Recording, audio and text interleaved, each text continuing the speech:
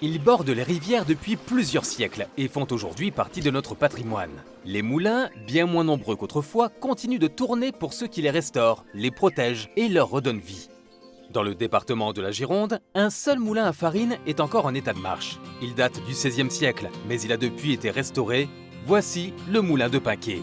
Situé sur le ruisseau du Galet, ce moulin historique utilise la force de la rivière pour produire l'énergie mécanique dont les meules ont besoin pour moudre le blé. Comme autrefois, l'eau est déviée par le barrage, que l'on appelle chaussée ou seuil, puis elle est acheminée vers la roue ou la turbine du moulin par un conduit nommé canal d'amenée. Elle y est transformée en énergie mécanique. Après son passage dans la roue ou la turbine, l'eau retourne au milieu par le canal de fuite.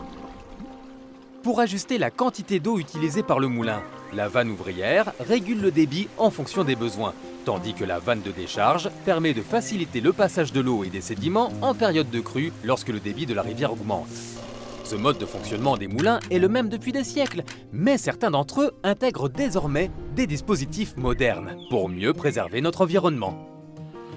Et oui, conscient que la rivière est un milieu vivant et que les moulins s'insèrent pleinement dans cet écosystème, les propriétaires du moulin de Saint-Vincent-le-Palluel, situé sur l'Énéa, ont aménagé une passe à poissons au niveau du seuil.